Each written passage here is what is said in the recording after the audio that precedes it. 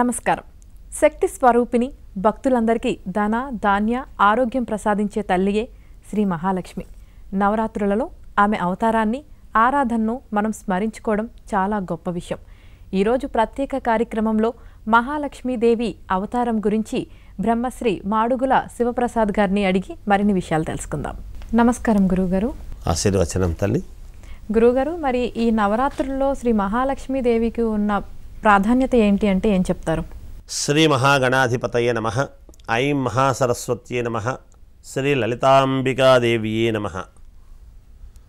నవరాత్రులలో లక్ష్మీదేవికి ఉండేటువంటి ప్రాధాన్యత ఏమిటి అమ్మవారికి అని కదా.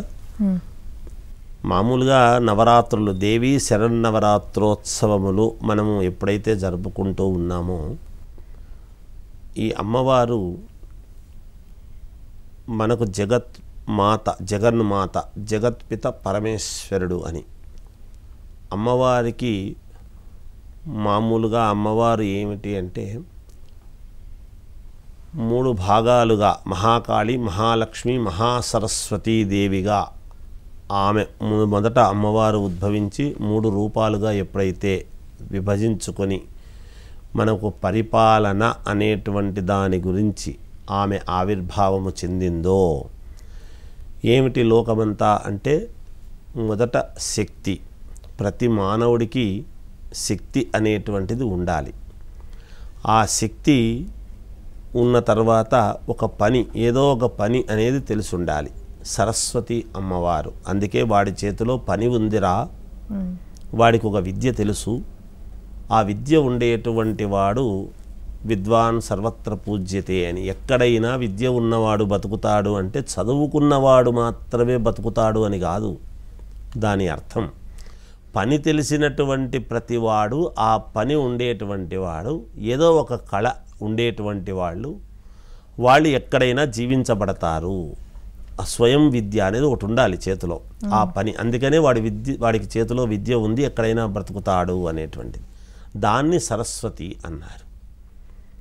దాని ద్వారా, వాడి తెలివితేటల ద్వారా, వాడు చేసేటువంటి పని ద్వారా, ఈ చిన్న పని చేసుకునేటువంటి వాళ్ళ దగ్గర నుండి పెద్ద పెద్ద వాళ్ళ వరకు కూడా లక్ష్మీదేవిని ఆరాధించటము, లక్ష్మి రావటము, ధనం తీసుకోవటం జరుగుతుంది గాక. ఈ 3 ఉండాలి. శక్తి ఉండాలి, మరి విద్య ఉండాలి, అంటే పని తెలిసి ఉండాలి. అప్పుడు లక్ష్మీదేవి వస్తుంది, అనుగ్రహిస్తుంది అని. ఇవి 2 లేకపోతే లక్ష్మీదేవి అనుగ్రహించదు. ఊరికే లక్ష్మి ఎలా వస్తుంది? అందుకే ధైర్యే సాహసే లక్ష్మి అన్నారు. అటువంటి లక్ష్మీదేవికి ప్రతీక అయినటువంటి మనము ఈ నవరాత్రులలో మనం అమ్మవారిని ఆరాధించుకుంటున్నాము అంటే నిజానికి ఈ నవరాత్రులు అన్నీ కూడా 3 రోజులు మహాకాళి, 3 రోజులు మహాలక్ష్మి, 3 రోజులు సరస్వతి అమ్మవారి విధానముతో 3×9 నవసంఖ్య అమ్మవారికి ఇష్టము కాబట్టి మనం చేసుకుంటున్నాం. ఈ నవరాత్రులలో ఆరాధించేటువంటిది అమ్మవారిని మనము అత్యంత భక్తి శ్రద్ధలతో లక్ష్మీదేవిని మనము ఆరాధిస్తామో, మనము కావాలి అని పూజించుకుంటాము. అంటే అందుకనే ఈ నవరాత్రులలోనే మనము ఆయుధ పూజ, ఏదైతే మనము బ్రతకడానికి కావాల్సినటువంటిది ఆధారము అనేటువంటిది ఉంటుంది. ఒక ఆటో నడుపుకునేటువంటి అతనికి ఆటో ఆధారం, ఆ ఆటో డ్రైవింగ్ అతని యొక్క నైపుణ్యత. ఆ ఆటోకు పూజ చేసుకొని దీనివల్ల నేను బ్రతుకుతున్నాను. అలాగే ఒక పనిముట్లు తయారు చేసుకునేటువంటి అతను దానికి సంబంధించినటువంటిది. ఇలా ఎవరికి సంబంధించినటువంటి వాళ్ళు వాళ్ళ వృత్తికి సంబంధించినటువంటి ఆయుధాలు అవి లేకపోతే కాదు కదా.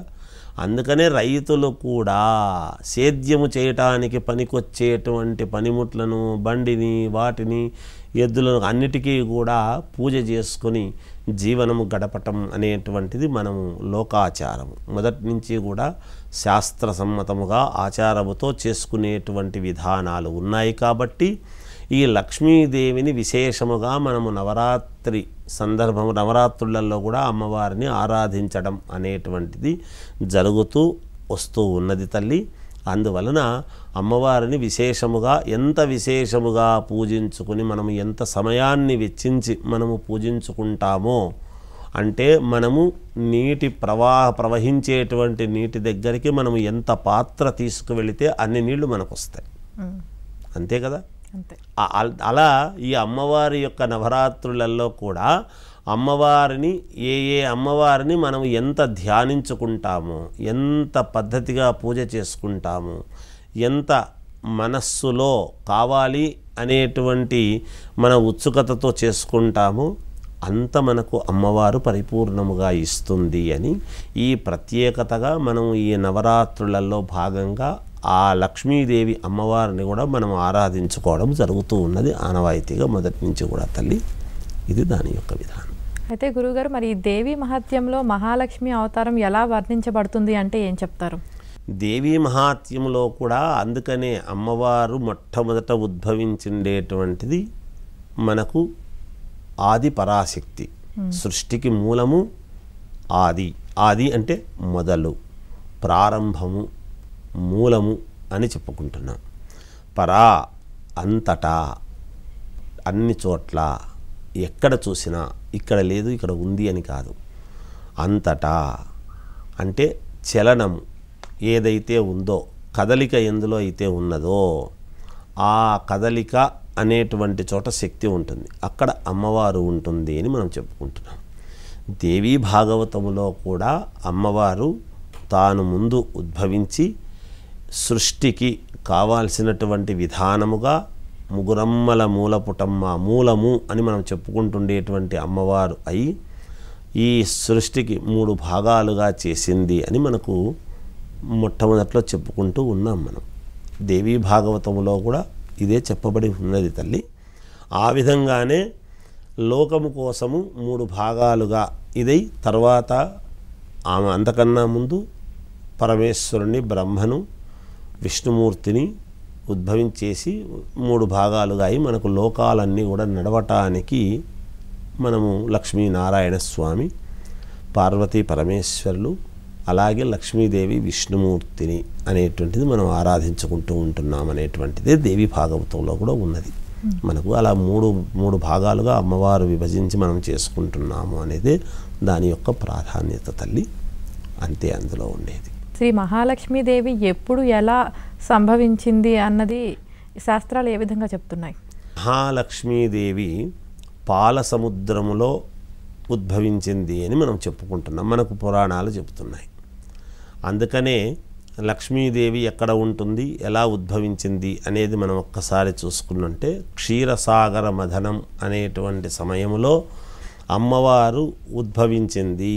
అమ్మవారే కాదు, అక్కడ ఏమిటి మనకు అంటే కల్పవృక్షము, అలాగే ఈ ఐరావతము, తెల్లటి ఏనుగు, అమ్మవారు, ఇవన్నీ కూడా మనకు పాల సముద్రంలో ఉద్భవించినటువంటివి. అందుకనే లక్ష్మీదేవి ఎక్కడెక్కడ నివాసము ఉంటుంది అని గనక మనము అనుకుంటే పాలల్లో, పూలల్లో, ధాన్యాల్లో, ధనధాన్యాలు, మనం మామూలుగా ధాన్యము ఉంటుంది, సిరి సంపదలు అని అంటాం. ఈ ధాన్యము అనేటువంటిది ఎక్కడ అంటే మనము ఈ పొలాలు ఇవన్నీ కూడా పూర్వమంతా అవే కాబట్టి మనము ధాన్యం తినేటువంటివి ఏవైతే తినుబండారాలు, మూలికలు, ఓషధలు ముందు పుట్టినాయి కాబట్టి అన్నాద్ భవంతి భూతాన్ని, తర్వాత భూతాలు పుట్టుకొచ్చినాయి కాబట్టి అందుకని తినబడేటువంటి ప్రతి దాంట్లోనూ మనకు ఆహారం అంటే శక్తిని ఇచ్చేటువంటి ప్రతి దాంట్లోనూ ఇవి ధాన్యాలు అవన్నీ ఉంటే ఇంట్లో సిరి సంపదలు బాగా ఉంటాయి అని దాని అర్థం. అదే మామూలుగా సంపదలు అని. అలా పాల సముద్రంలో నుంచి అమ్మవారు ఉద్భవించింది అనేటువంటిది మనకు పురాణాలు చెబుతూ ఉన్నాయి తల్లి. ఆ క్షీరసాగర మథనము అనేటువంటిది చేసిన సమయంలో అమ్మవారు ఉద్భవించింది అనేది స్పష్టముగా మనకు తెలుస్తూ ఉన్నది. మనకు శాస్త్రాలు అవే చెప్తున్నాయి. ఇప్పుడు మరి ఈ మహాలక్ష్మి పూజలో కలశ పూజ అంతే, కొంతమంది కలశాలు కూడా పెడుతూ ఉంటారు కదండి, మరి ఈ కలశ పూజకు ఉన్న ప్రాముఖ్యత ఏంటి అండి? కలశ పూజకు ఉండేటువంటి ప్రాధాన్యత ఏమిటి అంటే అమ్మ, పూర్వము ఈ పటాలు, దేవుడి యొక్క విగ్రహాలు ఇవన్నీ అతి తక్కువగా ఉన్నటువంటి సమయములో ఏదో ఒకటి అమ్మవారిని ఆవాహన అని చేసుకునేటువంటి విధానానికి కలశము అనేటువంటిది పెట్టుకున్నారు. ఆ కలశములో మనము కలశ పూజ అనేటువంటిది చాలా ప్రాధాన్యతతో కూడుకున్నటువంటిది. ఆ కలశములోకి జలము తీసుకొని వచ్చి ఏది స్నానము చేసి మంగళధ్వనులతో ఇంటి దగ్గర నుంచి వెళ్ళి అప్పుడు పారేటువంటి నీళ్లు వ్యవస్థ అంతా ఉండింది కాబట్టి ఆ పారేటువంటి నీళ్ళల్లో ఏటి దగ్గర అనేటువంటిది అక్కడ తీసుకుని నీళ్లు మళ్ళీ మంగళ సుస్వరము మంగళధ్వనులతో మళ్ళీ ఇంటికి రావటం అనేది జరిగేది. ఎందుకు మంగళధ్వనులతో మనం తీసుకురావాలి అంటే ఒకవేళ నీళ్ళల్లో దగ్గరగా ఏదైనా జలచరాలు అవి ఇవి ప్రమాదకరమైనటువంటివి ఏమైనా గనక ఉంటే అవన్నీ వెళ్ళిపోవటానికి, నడుస్తూ వెళ్ళేటువంటి చోట కూడా అపవిత్రము ఏవి అడ్డము రాకుండా ఈ చిన్న చిన్న పక్షులు అవి ఇవి కొన్ని జీవాలు అడ్డం వచ్చేటువంటివి ఉంటాయి అపశకునముగా, అలాంటివి ఏవి అడ్డము రాకుండా ఉండటానికి అని అలా వెళ్ళి తీసుకొని వచ్చి కలశము అనేటువంటిది ఏర్పాటు చేసుకొని అందులో అన్ని రకాల నదులు అంటే మనము గంగే యమునే చేవా గోదావరి నర్మదా సింధు కావేరి జలేస్మిన్ సన్నిధిం కురా అన్నీ చెప్తూ ఉంటాం మనం మామూలుగా మంత్రంలో. అలా అన్ని రకాల ఇవి ఓషధలు అన్నీ అక్కడ నవరత్నాలు నవధాన అన్నీ కూడా అందులో వేసి మంత్రోచ్చారణతో ఆవాహన చేసి కలశములోకి ఆవాహన చేసుకొని లక్ష్మీదేవిని మనము కలశపూర్వకముగా మనం చేసేటువంటి విధానం. అంతెందుకు తల్లి, ఇప్పుడు కూడా ప్రధాన దేవాలయము ఏదైనా కాస్త మనము దానికి మరమ్మతులు అవి చెందుతున్నాము అంటే ఆ మూర్తి ఏది లోపల ఉండేటువంటి మూలదేవత యొక్క ఆ కళాంశ అంతా కూడా కలశములోకి తీసుకొని మంత్రోచ్చారణతో ఆ కలశానికి పూజ చేసుకోవటం అనేటువంటిది జరుగుతూ ఉన్నది. అందువలన కలశ పూజ అనేటువంటిది చాలా ప్రాధాన్యతతో కూడుకుని ఉన్నటువంటిదమ్మ. కలశ పూజ చాలా విశేషముగా ఉంటుంది. ఎన్ని పటాలు పెట్టుకున్నా విగ్రహమే ఉండినా మళ్ళీ కలశము పెట్టి కలశములోకి ఆవాహన చేసుకొని అలా అంటే అమ్మవారు సర్వాంతర్యామి కాబట్టి అందులోనూ ఉండవచ్చు, ఇందులోకి రావచ్చును. మనం అన్నిటికీ చేసుకోవాల్సిన అనేక రకాలుగా అన్ని రకాల మన ఇంటికి వచ్చినటువంటి వాళ్లకు మనం అనేక రకాలు భోజనము పెడితే ఏది నచ్చితే ఏదైతే తింటారో అలాగే కలశములోకి ఆవాహన చేసిన మూర్తి ఒక విగ్రహంలోకి ఆవాహన చేసిన పటములోకి ఆవాహన చేసిన దేంట్లోకైనా సరే అమ్మవారు తప్పకుండా వస్తుంది అనేటువంటి భావనతో కలశ పూజ అనేటువంటిది మనము చేసుకొని ఆ విధముగా ముందుకు వెళుతూ ఉన్నాం తల్లి. మనం అది విగ్రహం అయినా పర్లేదు, పటమైనా పర్లేదు, కలశమైనా పర్లేదు, ఖచ్చితంగా ఇదే పెట్టాలని అయితే ఏమీ లేదు గురుగారు. ఖచ్చితంగా పెట్టాలి, కలశము ఉండి తీరాలి. అంటే ఇప్పుడు విగ్రహం ఉన్నా కూడా కలశం పెట్టాలి. కానీ విగ్రహము ఉండినా కలశము ఉండి తీరాల్సిందే, ఉంటేనే దాని యొక్క ఔన్నత్యము. ఇప్పుడు మీరు ఒక పేరు వింటారో లేదో, బ్రహ్మోత్సవాలు జరుగుతున్నాయి అనేటువంటిది విన్నప్పుడు కలశస్థాపన ప్రారంభము అని చెప్తారు, ఋత్విగ్గరణము ఇవన్నీ కూడా చెప్తుంటారు. కలశస్థాపన ప్రారంభమవుతున్నది అంటే ఎందుకు కలశస్థాపన ప్రారంభం చేయడం అంటే ఒక పని, ఒక బ్రహ్మోత్సవము, ఒక కార్యక్రమము, ఒక ఉన్నతమైనటువంటి ఇది చేస్తున్నాము అన్నప్పుడు కలశము ఆవాహన ఉండి తీరాల్సిందే. పటం ఉంది కదా, పెద్ద విగ్రహం ఉంది కదా, కలశముతో ఏం పని అంటే అట్లా కాదు, కలశము కూడా ఉండాల్సింది. ఎందుకు కలశములు అంటే కలశములో నీళ్లు ఓషధలు అన్నీ ఉంటాయి కాబట్టి అందులోకి ఆవాహన చేస్తాము కాబట్టి ఆ కలశములోకి చేసి ఆ పూజంతా అయిన తర్వాత అవభృత స్నానం అనేటువంటిది ఒకటి ఉంటుంది. ఆ కార్యక్రమం అంతా అయిపోయిన తర్వాత సామ్రాజ్య పట్టాభిషేకం అనేటువంటిది చేస్తూ ఆ కలశోదకముతో అందరి మీద కూడా ప్రోక్షణ చేస్తే ఆ కార్యక్రమము సంపూర్ణమైనట్టుగా లెక్క. లేకపోతే ఆ కార్యక్రమం ఏది సంపూర్ణమైనట్టుగా ఉండదు. అందువలన కలశ పూజ అనేటువంటిది ఏది ఉండినా చేసుకోవాల్సిందే, తప్పకుండా చేయాల్సిందే, విధి విధానాల్లో కలశము ఉండాల్సిందే. అయితే గురువుగారు, మరి గృహస్థులు లక్ష్మీ పూజను ఎలా చేసుకోవాలి అంటే ఏం చెప్తారు? గృహస్థులు లక్ష్మీ పూజను ఎలా చేసుకోవాలి, మరి గృహస్థులు కాని వాళ్ళందరూ చేసుకోరా అంటే మిగతా వాళ్ళందరికీ లక్ష్మీదేవితో అవసరం ఏముంటుంది? ఉండదు. అంటే గృహస్థుడు కానివాడు ఎవరు? సన్యాసులు, యతీశ్వరులు. వాళ్లకు లక్ష్మీ ధనముతో ఏం పని ఉంటుందమ్మా వాళ్లకు? కనుక అందుకే ప్రత్యేకముగా గృహస్థుడు ఎలా చేసుకోవాలి. గృహస్థుడికి ఎన్ని అవసరాలు ఉంటాయి? ఉదయం లేస్తే పిల్లలకు ఫీజులు కట్టుకోవటము, డబ్బు రావటము, లేదా తాను చేసేటువంటి పనిలో ఉత్తీర్ణుడు కావాలి, కాస్త ప్రమోషన్ రావాలి అనేటువంటి ఇదితోనూ 10 రూపాయలు ఎక్కువ వస్తే పిల్లలకు కాస్త మేలు చేసుకోవచ్చు అనేటువంటి దీంతో కానీ, అందుకని గృహస్థుడికి అవసరం. ఈ గృహస్థులందరూ కూడా లక్ష్మీదేవిని నవరాత్రులలో ఎలా ఆరాధించాలి, ఎలా చేయాలి అంటే నేను చాలా స్పష్టంగా చెప్తున్నాను. ఈ నవరాత్రులలో నిజంగా అమ్మవారు అనుగ్రహించాలి, మాకు లక్ష్మీదేవి అనుగ్రహము పరిపూర్ణముగా కావాలి అని అనుకునేటువంటి వాళ్ళు మేము ఉదయం నుంచి లేదా మధ్యలో మొదటి నుంచి కూడా ఏవో చేసుకుంటున్నాము గురువుగారు, మాకు వీలు కాలేదు అన్నట్టుగా కాకుండా వీళ్ళు పరిశుద్ధులై ముఖ్యంగా బ్రహ్మచర్యము పఠిస్తూ ఈ 10 రోజులు కూడా దాంపత్య సుఖము అనేటువంటిది పక్కన పెట్టి అమ్మవారిని అనేక రకాలుగా ఆరాధన చేస్తూ ఈ లక్ష్మీ పూజ అనేటువంటిది చేసుకునేటువంటి రోజు ఉదయము నుంచి కూడా కొంచెము జాగ్రత్తగా అమ్మవారిని ఆరాధిస్తూ సాయంకాలము దంపతులు గృహస్థులు ఇద్దరు భార్యాభర్తలు కూర్చొని లక్ష్మీదేవి విగ్రహము కానీ లక్ష్మీదేవి పటము కానీ నేను చెప్పినట్టుగా ఇందాక కలశము అనేటువంటిది కూడా ఉంటూ మీకు వీలైతే ఒక బ్రాహ్మణుణ్ణి పిలుచుకొని చేసుకోవచ్చును, లేదా ఏమీ పర్వాలేదు ప్రశాంతముగా అమ్మవారిని మనము అష్టోత్తరాలు ఓం ప్రకృతై నమః ఓం వికృతై నమః అనేటువంటివి ఉన్నాయి. లక్షణముగా అమ్మవారికి పాలతో అభిషేకము విగ్రహము అయితే, లేదు పటముంది అంటే పసుపు నీళ్లతో శుభ్రముగా తుడిచి గంధము పెట్టి కుంకుమ పెట్టి అగరబత్తులు దేవతా స్థలాన్ని శుభ్రముగా ఉంచుకొని లక్ష్మీదేవికి ఎంత శుభ్రత అనేటువంటిది ఉంటే అంత మనకు త్వరగా ప్రసన్నురాలవుతుంది అనేది గ్రహించాలి. అంతేకాకుండా మామూలుగా మనం చిత్త ఏకాగ్రతం అని మాట్లాడుతుంటాం. అంటే తప్పకుండా అనుగ్రహం మనకు కావాలి అనేటువంటి కోరిక బలముగా ఉండాలి. కోరిక బలముగా ఉంటే అవుతుందా అంటే కోరికకు తగినట్టుగా క్రియ ఉండాలి. అంటే క్రియ చేస్తే సరిపోతుందా, నేను 2 చేతులు జోడిస్తూ పువ్వు పెట్టి అమ్మవారికి ఏదో అగరబత్తీలు తిప్పి క్రియ చేస్తున్నాను అంటే కాదు. క్రియకు తగినటువంటి వస్తువులు అక్కడ ఉండాలి, అది గ్రహించాలి ముందు. అందుకని ప్రతిదానికి ఒకదానికి ఒకటి ఒక లింక్ అనేది ఉంటుంది. అలా ఎప్పుడైతే ఇద్దరు భార్యాభర్తలు ఇద్దరూ కూడా ఆరాధన అనేటువంటిది అమ్మవారిది చేస్తారో, ముఖ్యంగా స్త్రీలు పాటించాల్సింది ఏమిటి అంటే శిరస్నానము చేసి జుట్టు ముడి వేసుకోవటం.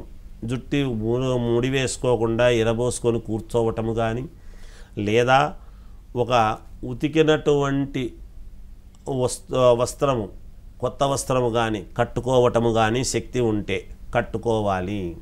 అది ఏమిటి, ఎర్రటి వస్త్రము కట్టుకొని పూజిస్తే తప్పకుండా మీకు విజయము లభిస్తుంది అనేటువంటిది. ఎర్రది అన్నామని అదే పనిగా షాపులకు వెళ్ళి కొనుక్కోవాలి అని అనుకోనక్కర్లేదు. ఎర్రటి జాకెట్ పీసు మీద ఇలా శరీరము మీద పెట్టుకొని పూజ చేసుకున్నా పర్వాలేదు కాక. అలా ఇద్దరూ కూడా జాగ్రత్తగా శుద్ధులై చేసుకోవాల్సినటువంటి విధానము, పూజా విధానాలు ఎలా చేసుకోవాలి అనేటువంటిది చాలా చోట్ల చెప్తున్నాము. అయినా కూడా దీంట్లో కూడా తెలుపుతూ ఉన్నాము కదా. ఆ రోజు సాయంకాలం కనుక ఎప్పుడైతే లక్ష్మీ అమ్మవారిని మీరు ఆరాధిస్తారో తప్పకుండా అమ్మవారి యొక్క కరుణ కటాక్షము మీకు ఉండి తీరుతుంది గాక. కాకపోతే మధ్య మధ్యలో లేవటము కానీ మధ్యలో అవెందుకోండి ఇవెందుకోండి అని అనటము కానీ అలాంటివి లేకుండా జాగ్రత్తగా కావాల్సిన వస్తువులన్నీ కూడా అక్కడే పెట్టుకొని ఆరాధన చెయ్యండి. తప్పకుండా లక్ష్మీ కటాక్షము అనుగ్రహిస్తుంది మీకు అనేది తెలియజేస్తుంది. అయితే గురువుగారు పూజలో ఎలాంటి నియమాలు పాటించాలి అని చెప్పారు కదా, అంటే లక్ష్మీదేవి ఖచ్చితంగా ప్రసన్నం చేసుకోవాలి అంటే తప్పకుండా ఆచరించాల్సిన ఆచారాలు ఏమైనా ఉన్నాయా? అమ్మ, ఆచారాలు ఏమైనా ఉన్నాయా అంటే మనము చాలా ఉన్నాయి తల్లి. అయితే ఇల్లు ముందు శుభ్రముగా చేసుకోవటం, ఎక్కడైతే మనం చెయ్యాలి అని అనుకుంటున్నామో ఇంటి గడపను పసుపుతో శుభ్రముగా చేసుకోవటము, అలుక్కోవటం.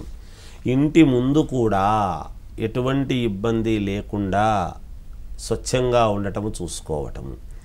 ఇంట్లో ఎలా ఉండాలి అంటే ఈ ఇంటికి ఏ వస్తువు వాస్తు అనేటువంటిది పెద్దగా ఏమి కాదు. ఏ వస్తువు ఎక్కడ ఉంటే అందమో అది అక్కడ ఉంటే అందము యోగము రెండూ ఉండాలి.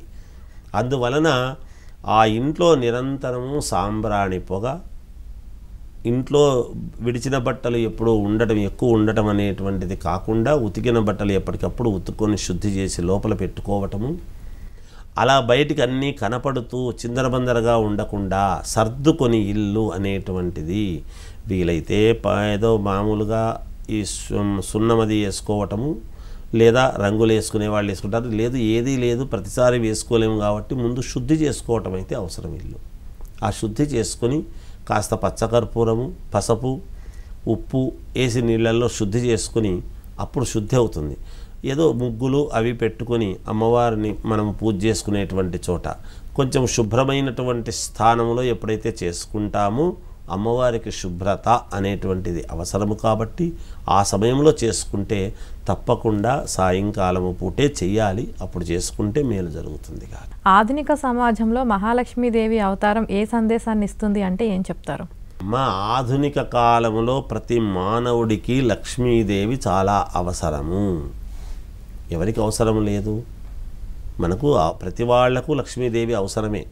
అయితే సంపాదించుకోవాలి అని అనుకునేటువంటి ప్రతి వాళ్లకు కూడా రెండు మార్గాలు ఉంటాయి. ఒకటి ఏమిటి అంటే సముచితమైనటువంటి మార్గము. మన చేతిలో ఉండేటువంటి కళను కానీ మన దగ్గర ఉండేటువంటి విద్యతో సంపాదించుకొని క్రమక్రమముగా మనము యోగ్యవంతులము కావటం ఒక విధానం. రెండవది ఇంకొక మార్గము. అది ఏం మార్గము అంటే అది అనుచితమైనటువంటి మార్గము. శీఘ్రముగా డబ్బు కావాలి, అతి తొందరగా నేను గొప్పవాడిని కావాలి అని అనుకునేటువంటి వాళ్ళు ఉన్నది లేనిది చెప్పి ఎదటి వాళ్లకు ఇతరులకు ఉపయోగం ఉంది అని మభ్యపెట్టి ఇబ్బందులు కలిగేట్టుగా చేసి అన్యాక్రాంతముగా సంపాదించేటువంటి విధానం ఒకటి. ఎప్పుడైనా కూడా అన్యాక్రాంతముగా సంపాదించింది ఏది మనకు ఉండదు. మనకు లక్ష్మీదేవి అంటే మరి అన్యాయం చేయకపోతే దాంట్లో ఏముంటుంది, రావాలి కదా అని అనుకోవచ్చును. అన్యాయం చేస్తున్నారా ఏమిటి అనేటువంటి ఆలోచనలు కాదు, నేను ఎదగాలనుకుంటున్నాను, అది చాలా తప్పు. అది ఇంకొకరిని పీడించి తీసుకున్నటువంటిది ఏమవుతుంది అంటే ధనముతో పాటు ఎదటివాడి యొక్క బాధను వాడి ఇబ్బందులను కూడా మనం తీసుకున్న వాళ్ళం అవుతాం. ఇది గ్రహించాలి మొదట. అందువలన ఆధునిక కాలంలో సంపాదించేటువంటి సమయంలో ఇప్పుడంతా కలికాలము కదా, అంతా దుర్మార్గమే ఉంది కదా, అందువలన అలాగైతేనే వస్తుంది అంటే భగవంతుడు నీకు మోక్షము కావాలన్నా ధనమే కావాలన్నా అనేటువంటి సన్నివేశము వచ్చినప్పుడు మోక్షము కావాలి ఎప్పటికైనా జీవితంలో, నా పిల్లలకు నా తర్వాత తరం వాళ్లకు నేను మేలు చెయ్యాలి, నాకు నా పిల్లలకు యోగవంతముగా ఉండాలి అని అనుకునేటువంటి వాళ్ళు ఎవ్వరైనా సక్రమ మార్గములో సంపాదించాలని చూస్తారు. నా పిల్లల సంగతి తర్వాత ముందు నేను బాగుపడాలి, నాకు ఎలాగైనా డబ్బు కావాలి అనుకునేటువంటి వాళ్ళు ఎలాగైనా కావాలి అని తాపత్రయంతో శరీరము దాచుకోకుండా శ్రమపడి సంపాదించవచ్చు, అది తప్పులేదు. కానీ ఇతరులను ఇబ్బంది పెట్టి తీసుకునేటువంటిది అది మనకు మన తర్వాత తరం వాళ్ళు అనుభవించాల్సినటువంటి అవసరము ఎప్పుడో రాదు, ఇప్పుడే వస్తాయి గాక. కొంచెము కాలం కొంచెం వెనక ముందు అంతే ఏం లేదు. కొద్ది సంవత్సరాలు పోతే మన కళ్ళ ముందే పిల్లలు మనం ఎంత సంపాదన ఉండినా ఎంత చేస్తూ ఉండినా, ఉదాహరణకు మన పిల్లలకు జరగాల్సినటువంటి ఆనందాలలో వాళ్ళది చూస్తూ మనము దిగమింగుకుంటూ వాళ్ళని ఏమీ అనలేక, వాళ్లకు జరగాల్సినవి జరగలేదే అని బాధపడుతూ, వాళ్ళ జీవితం సంతోషంగా లేదే అని లోపల మానసికమైనటువంటి వేదనతో మనం జీవితాన్ని గడపాల్సినటువంటి అవసరం వస్తుంది. ఇది శాస్త్రాల్లో ఉండేటువంటి విషయం. అందుకనే లక్ష్మీదేవి కామధేనువు. మనకేమిటి కామధేనువు అంటే ఆవు, క్షీరం, ఆవు పాలల్లో లక్ష్మీదేవి ఉన్నది. అందుకే గోమాతను మనము ఎక్కువగా పూజించుకుంటాము. గోమాతలు లక్ష్మీదేవి ఉంది అనేటువంటి భావనతో మనం చేసుకుంటూ ఉంటాము. అందుకని నిజాయితీగా గోసేవ చేసుకొని ప్రశాంతముగా మనం ఏ తప్పు చేయకుండా జాగ్రత్తగా ముందుకు గనక వెళితే ఆధునిక కాలంలో అందరికీ అమ్మవారి యొక్క అనుగ్రహము పరిపూర్ణముగా ఉంటుంది. ఈ దసరా పండుగలలో విశేషముగా పండుగలు ఎందుకు వస్తాయి అంటే అందరూ చేసుకుంటూ ఉన్నప్పుడు మనము దానికి చేసుకునేటువంటి విధానము ఉంటుంది. అమ్మవారు ఎలా అలంకరించబడి అయితే ఉంటుందో అంతే నగలు అంత గొప్పగా మనము లేకపోయినా మనము శుభ్రంగా ఉండి ఈ నైటీలు వేసుకొని కానీ చీరలు కట్టుకొనే అమ్మవారిని పూజించాలి. డ్రెస్సులు వేసుకొని పూజించటం చేయటం అంటే చిన్నపిల్లలైతే పెళ్లి కాని పిల్లలు డ్రెస్సులతో కూర్చోవచ్చు. ఒక స్త్రీమూర్తి వివాహిత ఎప్పుడు కూడా అయినటువంటి పుణ్యస్త్రీ ఆమె ఆరాధన ముందు స్త్రీమూర్తికే ఎక్కువ ప్రాధాన్యత ఉన్నది తల్లి. సమాజంలో డబ్బు రావాలి అంటే ఆ స్త్రీమూర్తే ఇంట్లో ఉండవలసినటువంటి విధానము కానీ చేసుకునేటువంటి పద్ధతులు కానీ అవి గనక కరెక్ట్గా చేస్తే అమ్మవారు తప్పకుండా, అందుకే అన్ని చోట్ల కూడా గృహలక్ష్మి, ధనలక్ష్మి ఇవంటాం. గృహలక్ష్మి ఎవరు? ఇంటి ఇల్లాలు. ఇంటికి దీపం వెలుగు ఇల్లాలు అని ఎందుకంటున్నాము? దీపం అంటే ఏమిటి అంటే ఒక ప్రశాంతమైనటువంటి జీవనము వెలుగును. ఇంటికంతా వెలుగు అంటే ఇంట్లో యజమాని బాగుంటాడు, ఆ స్త్రీమూర్తి గనక చేయవలసినటువంటి విధానాలతో కరెక్ట్గా గనక చేస్తే పిల్లల చదువులు బాగుంటాయి, అత్తమామల యొక్క ఆరోగ్యము బాగుంటుంది, ఆరోగ్యవంతమైనటువంటి పనులకు కావలసినటువంటివన్నీ నడుచుకుంటూ చేస్తుంది. కాబట్టి ఆమె అన్ని రకాల అందరి జీవితాల్లోనూ వెలుగు నింపేది కాబట్టే ఇంటికి దీపం ఇల్లాలు అని ఒక్క పదంతో అన్నారు మనకు శాస్త్రంలో. అందుకని పెళ్ళి అయినటువంటి ప్రతి స్త్రీ కూడా వివాహమైనటువంటి వాళ్ళు అమ్మవారిని ఆరాధించేటప్పుడు కానీ అమ్మవారి గుడికి వెళ్ళినప్పుడు కానీ వీళ్ళు తప్పకుండా చీర వస్త్రధారణతో ఏముంది గురువుగారు మనస్సు ముఖ్యమంటే అలా కాదు. వస్త్రము కూడా వస్త్రేణ వకుషా వాచ విద్య వినయేన అని చెప్పినారు. ఈ వస్త్రమే ముఖ్యం.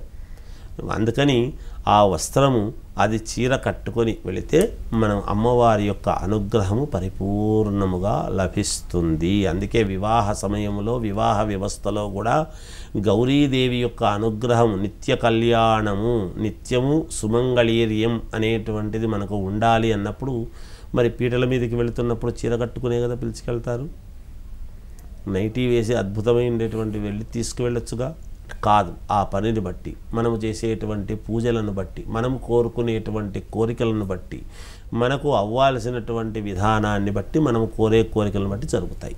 యద్భావం తద్భవతి. అందుకని వివాహము కాని అమ్మాయిలు డ్రెస్సులో వెళ్ళవచ్చును. చదువుకునేటువంటి అమ్మాయిలు వాళ్ళకేమీ నియమం లేదు, వాళ్ళు కూడా చీరలు కట్టుకుని వెళ్తే పరమ సంతోషం, వెళ్ళవచ్చును గాక. ఇది చేసుకుంటే తప్పకుండా అమ్మవారి అనుగ్రహము మనము చేసేటువంటి పనిలోనే అమ్మవారు అనుగ్రహిస్తుంది. ఎప్పుడూ కూడా చిత్తశుద్ధి ఉండాలి, మనస్సు ప్రశాంతంగా పెట్టుకొని పాల సముద్రములో అమ్మవారు ఎప్పుడైతే ఉద్భవించిందో మన మనస్సు కూడా తేట తెల్లముగా తల్లి నన్ను అనుగ్రహించు, మాకు మంచి చేయి తల్లి అని కోరుకుంటే చాలు, అమ్మవారు ధనాన్ని ఇస్తుంది. ఆ ఇచ్చినటువంటి ధనాన్ని మనము ధర్మార్థ కామ మోక్షాలు అనేటువంటి ధర్మముగా సంపాదించినటువంటి అర్థము డబ్బును కామ్యము ఎటువంటి కామ్యాలకు మనం వినియోగిస్తున్నాము, ఎటువంటి కోరికలకు మనం తీర్చుకోగలుగుతున్నాము అనే దాన్ని బట్టి మోక్షం అనేది లభిస్తుంది. మనము పనికిరాని వాటి కోరికలకు మనం తీర్చుకున్నామంటే మోక్షం ఎలా వస్తుంది? రాదు. అందుకని ధర్మార్థ కామ మోక్షాలు అని అన్నారు. ఇవన్నీ కూడా వీటిలో భాగంగా వస్తాయి తల్లి. అందుకని అమ్మవారిని ఆధునిక కాలంలో అందరికీ అవసరమే. అమ్మవారిని ఆరాధించండి, తప్పకుండా మేలు జరుగుతుంది గాక. అయితే గురువుగారు, మరి ఈ రోజుల్లో అసలు ప్రజలు లక్ష్మీదేవిని ఎలా పూజిస్తున్నారు అంటే ఏం చెప్తారు? అమ్మ, ఈ రోజులలో లక్ష్మీదేవిని ఎలా పూజిస్తున్నారు అనేటువంటి విషయానికి వచ్చేటప్పటికీ ప్రతి వాళ్ళము కూడా మనం ఏం చేస్తున్నామంటే మన ఇంట్లో వెండి సెమ్మెలు ఉన్నాయా లేదా, మన ఇంట్లో ఇంకేదైనా ఆర్భాటాలన్నీ ఉన్నాయా లేదా అనేటువంటిది చూస్తూ మన డాంబికాలను చూపించుకోవాలి అనేటువంటి విధానముతో కాకుండా నిశ్చలమైనటువంటి భక్తితో కాళ్లకు పసుపు రాసుకొని ఎప్పుడూ కూడా ఇంటి గడప లక్ష్మీదేవి గడపకు పసుపు రాసి ఆ చౌకట్టు అంతా కూడా పసుపుతో ఇది చేసి ఇంటి గుమ్మానికంతా కూడా పచ్చతోరణము అది అలంకరణ చేసి ఉన్నంతలో ఏదైనా సరే మనకు ఉన్నంతలో ఎప్పుడూ కూడా మనము అమ్మవారిని ఆరాధన అనేటువంటిది చేస్తే తప్పకుండా అమ్మవారి అనుగ్రహం కలుగుతుంది. ఈ రోజులలో మిగతాటివన్నీ వ్యవహారాలు పెట్టుకుంటూ వీడియోలు తీసుకుంటూ నేను ఇంత బాగా చేశాను అనేటువంటి ఇదితో చేస్తున్నారు. అలా కాకుండా అలా ఉంటే మరి చేయడం తప్ప అంటే తప్పని మేము అనము, కానీ శ్రద్ధ అనేటువంటిది దేని మీద ఉండాలనో వాటి మీద ఉండొచ్చు. కలిగిన వాళ్ళు వెండి సెమ్మెలు పెట్టవచ్చును, బంగారు సెమ్మెలు పెట్టుకోవచ్చును, అది వాళ్ళ సౌకర్యాన్ని బట్టి, తప్పేమీ కాదు. వెండి వస్తువులు వాడటం తప్పని నేను అన్ను, కానీ ఎప్పుడైనా వెండి వెళ్ళగోరుతుంది, రాగి రాగోరుతుంది అని ఒక పద్ధతి ఉన్నది. అందుకని రాగి పాత్రలు అనేటువంటివి మన వెంట్రుకలలో కూడా రాగి అనేటువంటిది ఉంటుంది కాబట్టి శ్రీ వెంకటేశ్వర స్వామికి కానీ అందరికీ మనం తలనీలాలు అనేటువంటిది ఇవ్వడం జరుగుతుంది.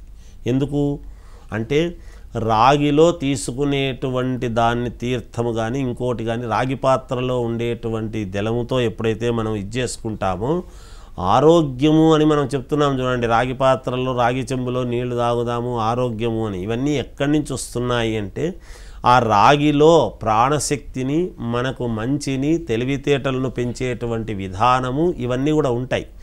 అందుకనే ఋషులు ఎప్పుడూ కూడా క్షురకర్మలు అనేటువంటివి చేసుకోకుండా వాళ్ళు విద్యనంతా కూడా సంపత్తినంతా కూడా మేధస్సులో మెదడులో పెట్టుకొని నిరంతరము ధ్యానిస్తూ ఉంటారు వాళ్ళు. అందుకే వాళ్లకు ఋషులు వీళ్ళందరూ కూడా గడ్డము పెంచి యజ్ఞయాగాది క్రతువులు నిరంతరము చేసేటువంటి వాళ్ళకు అలా ఉంటుంది.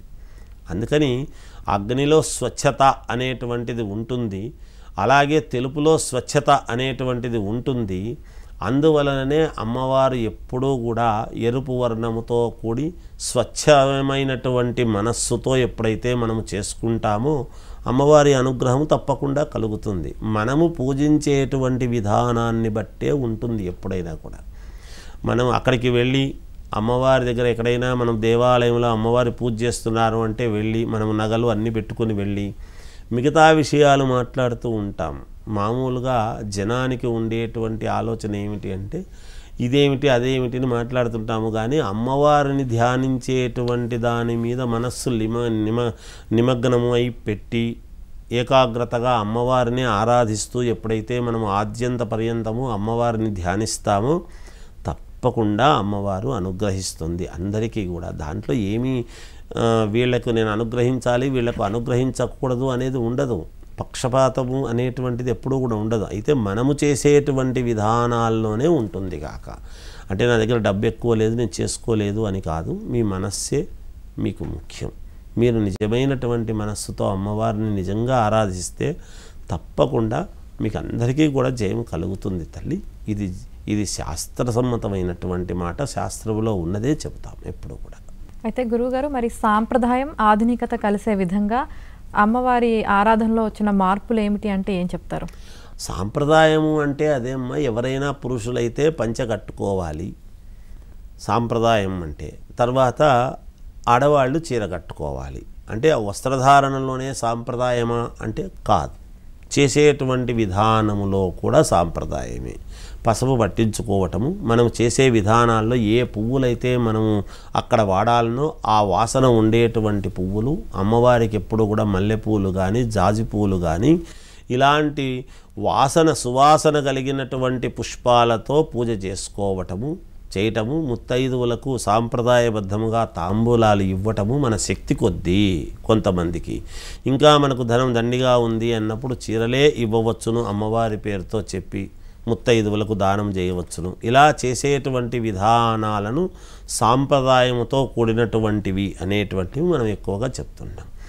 ఏదో మాకు సమయం లేదు గురువుగారు అని ప్యాంటుతో కూర్చోవడము, మీద కండువా లేకుండా కూర్చోవటము, ఎడమ వైపున భార్య కూర్చోవాలి, కుడివైపున భర్త ఉండాలి. మనకు దీనికి ఒక ప్రతీక ఏమిటి, శాస్త్రం ఏం చెప్పింది అంటే మనకు అమ్మవారు ఈ యుగం అంతా కూడా మనం మాట్లాడుకుంటూ ఉంటే ఒక చిన్న ఇది చెప్పాలి తల్లి, చెప్పొచ్చు కదా సమయం. ఇప్పుడు ఏమిటి అంటే మనకు ముందు అమ్మవారు పార్వతీదేవి జగజ్జనని లోకమాత. పార్వతీదేవి ఎప్పుడైతే తూర్పు ముఖముతో ఉండేటువంటి తూర్పు చోట పార్వతీదేవి ఉంటుంది. అలాగే అమ్మవారు దక్షిణం వైపు సరస్వతీదేవి యొక్క అనుగ్రహం, ఉత్తరం వైపు లక్ష్మీదేవి యొక్క అనుగ్రహం, పశ్చిమము వైపు కాళికాదేవి యొక్క అనుగ్రహం. ఈ 3 దేవతలను ఆ అమ్మవారిలో నుంచి వచ్చినటువంటి వాళ్ళే. ఎవరు అంటే లోకమాత జగదీశ్వరి, రాజరాజేశ్వరి, పార్వతీదేవి యొక్క అనుగ్రహంతో ఈ 3 అమ్మవార్లు వచ్చినటువంటి వాళ్ళే. ఆమె మూలం. ఆ మూలదేవతకు సంబంధించినటువంటివే ఇప్పుడు జరుగుతూ ఉండేటువంటివి ఇవి. అందువలన ఎప్పుడూ కూడా మనకు సరస్వతి అమ్మవారు అంటే జ్ఞానం. జ్ఞానం ఎక్కడి నుంచి వస్తుంది? తల్లి ద్వారా వస్తుంది, అంతే కదా. అందుకే మనకు మామూలుగా నా గాయత్ర్యా పరం మంత్రం నమాతు పరదైవతం అన్నాం. తల్లిని మించినటువంటి దైవము లేదు. తల్లి జ్ఞానాన్ని ఇస్తుంది. నాయన ఇదిగో ఇది ఫలానా, ఇక్కడ మీ నాన్న, ఇగో ఇది ఇలా, ఇది అలా అని చెప్పగలిగినటువంటిది తల్లి.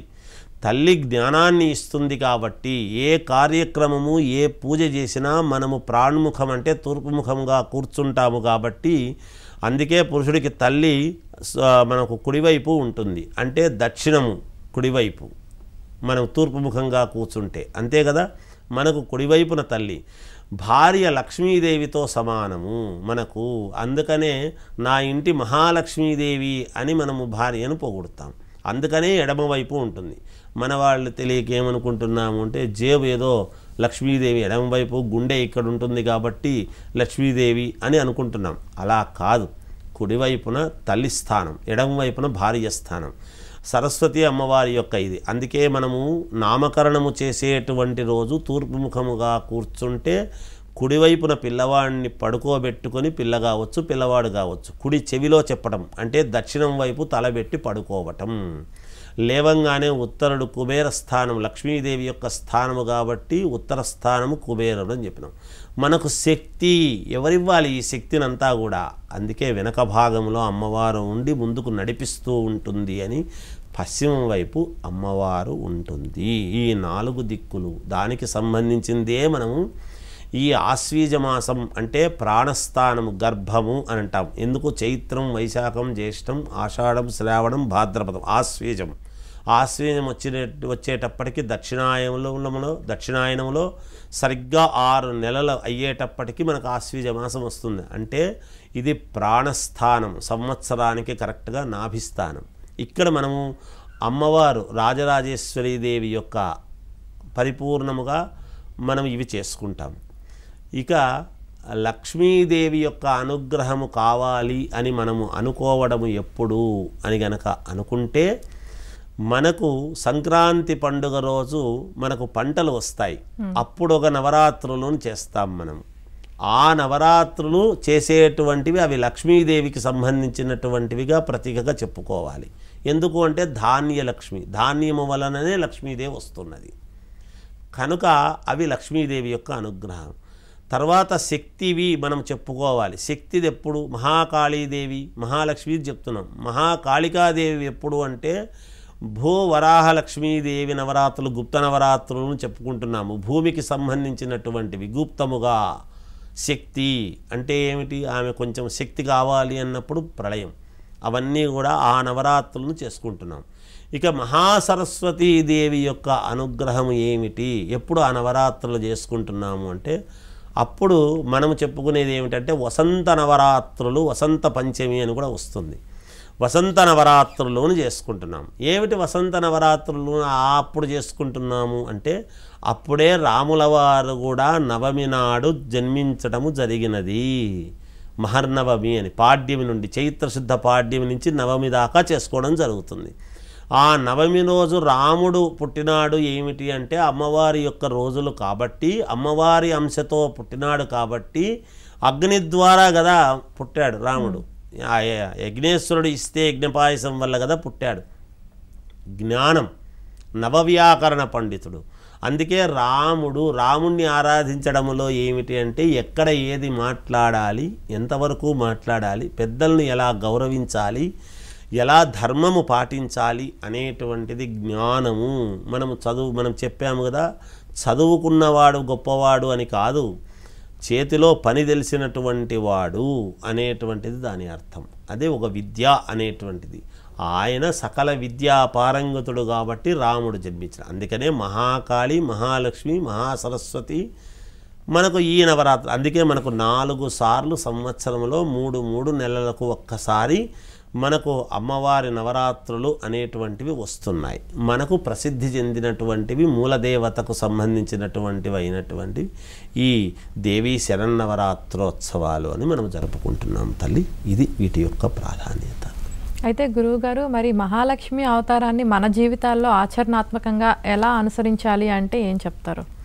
అమ్మ, మహాలక్ష్మీదేవిని మన జీవితాల్లో అంటే మనము లక్ష్మీదేవిని సంపాదించుకుంటున్నప్పుడు ఎలా సంపాదించాలి అనేటువంటి తాపత్రయంతోనే కాకుండా ఎలా ఖర్చు పెడుతున్నాము, ఎందుకు ఖర్చు పెడుతున్నాము, ఇది న్యాయబద్ధమైందా, ఈ పని చేయవచ్చునా, చెయ్యకూడదా, మీరు ఆధునికమైనటువంటి జీవితాలలో ఎలా అని అంటున్నారు కాబట్టి ఎలా పెట్టుకుంటున్నాము, ఎలా చేస్తున్నాము.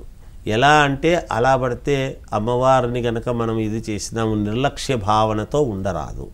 అందుకనే ఏదైనా ఒక కిందికి 1 రూపాయి పడినా తీసి కళ్ళకు అద్దుకొని లోపల పెట్టుకుంటాం.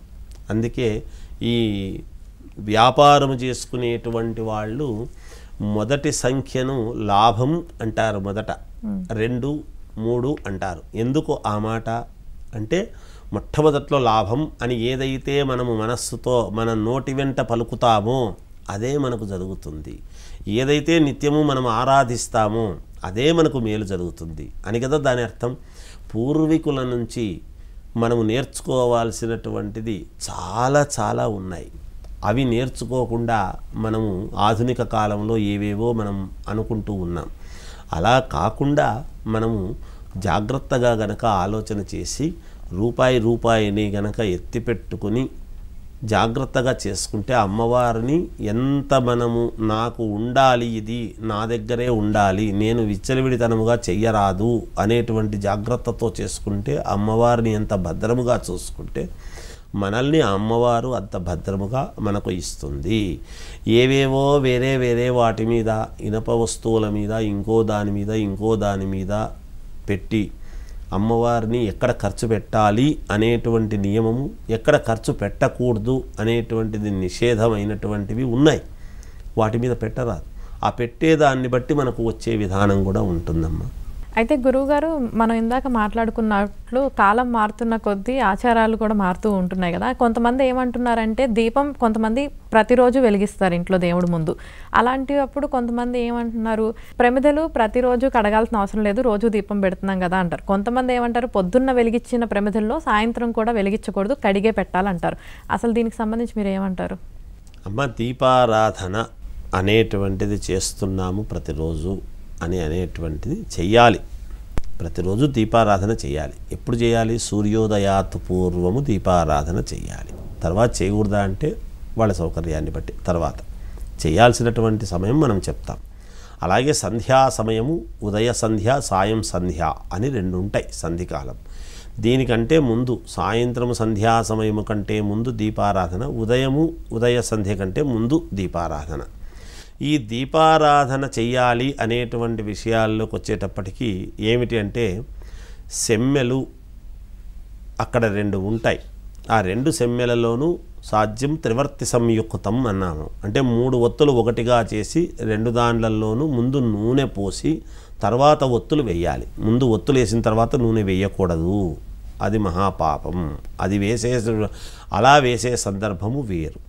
అందుకని మనము శుభానికి వేస్తూ ఉంటాం.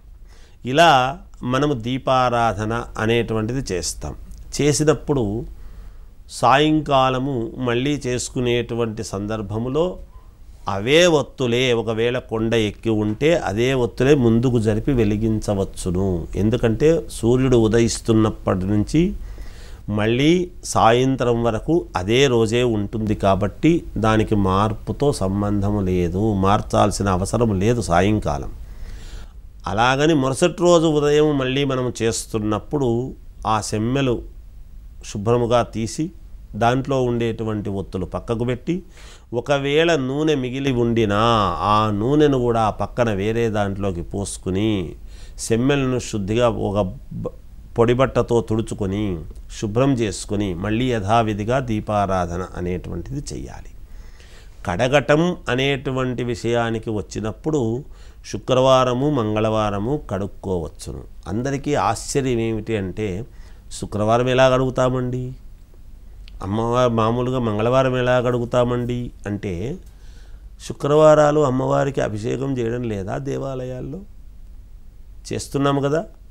శుక్రవారాలు మనం శ్రీ సూక్తముతో అమ్మవారికి అభిషేకం చేస్తాం, మంగళవారం నాడు చేస్తాం అభిషేకాలు చేస్తూ ఉన్నప్పుడు దాన్ని ఏమంటారు? కడగటమా? అభిషేకం చేయటం. అమ్మవారికి అయితే అభిషేకం, వస్తువులనైతే కడగటం, అంతే కదా. అందువలన శాస్త్రములో చెప్పిండేటువంటిది ఇదే. మనము ఊరికే లేనిపోనివన్నీ చేసి ఇబ్బందులు పడాల్సిన అవసరం ఎంత మాత్రము లేదు. సాయంకాలము కూడా ఒత్తులు కడగాలి, సాయంకాలం అట్లాగే చేయకూడదు అనేది లేదు. కాకపోతే సాయంకాలము చేసేటప్పుడు ఒకవేళ ఇంట్లో ఉన్నవాళ్ళైనా లేదా బయట నుంచి వచ్చినటువంటి వాళ్ళకైతే ఒక పద్ధతి, ఇంట్లో ఉండేటువంటి వాళ్ళైతే వస్త్రము మార్చుకోనక్కర్లేదు. ఇంట్లోనే ఉండేటువంటి స్త్రీలు ఇల్లు వదిలి బయటికి పోనప్పుడు ఉదయం కట్టుకున్నటువంటి వస్త్రాలతోనే కాళ్ళు ముఖము కడుక్కొని శుభ్రముగా ముందు పసుపును తాకి దీపారాధన చేసుకోవచ్చును. పసుపును తాకితే మనకు తెలుసో తెలియకో మన ఇంటికి వచ్చిన వాళ్ళు కానీ మనం ఎవరైనా ఏదైనా ఒక వస్తువు అందుకున్నా ఆ దోషం అనేటువంటిది పోవడం జరుగుతుంది. అందుకని ఒక్కసారి పసుపును తాకి దీపారాధన చేసుకోవడం మంచిది. బయట నుంచి ఉద్యోగస్తులు ఉంటారు, పాపం భార్యాభర్తలు ఇద్దరు ఉద్యోగాలు చేసుకునేటువంటి వాళ్ళు ఉంటారు. మరి ఆ స్త్రీమూర్తి కానీ ఆ పురుషుడు కానీ ఇంటికి వచ్చిన తర్వాత దీపారాధన చేయాలి అని అనుకున్నప్పుడు బయట నుంచి వచ్చినటువంటి వస్త్రాలు తీసేసి వేరే ఉతికిన వస్త్రము కట్టుకొని దీపారాధన చేసుకోవాలి. తప్పనిసరిగా విధిగా పాటించాల్సినటువంటి పద్ధతి, నియమము ఉదయము సాయంకాలము దీపారాధన అనేటువంటిది చాలా అవసరము. ఏ వారములో ఒకరోజు చేయలేకపోతే నష్టము లేదు, అంతేగాని నిజానికి రోజు ఉదయము సాయంకాలము చేయవలసినటువంటిదే. ఇది దాని ప్రాధాన్యత. నవరాత్రులలో శ్రీ మహాలక్ష్మి అవతారం స్మరణ మనలో భక్తిని, మనసులో శాంతిని, గృహాలలో సంపదను నింపుతుంది. ఆ తల్లి కటాక్షం ఉంటే జీవితం సార్థకమవుతుంది. ఈ ప్రత్యేక కార్యక్రమం ద్వారా మహాలక్ష్మి అవతారం గురించిన ఎన్నో విషయాలు తెలుసుకున్నాం. తల్లి అనుగ్రహం అందరిపై ఎల్లప్పుడూ ఉండాలని కోరుకుంటూ నమస్కారం.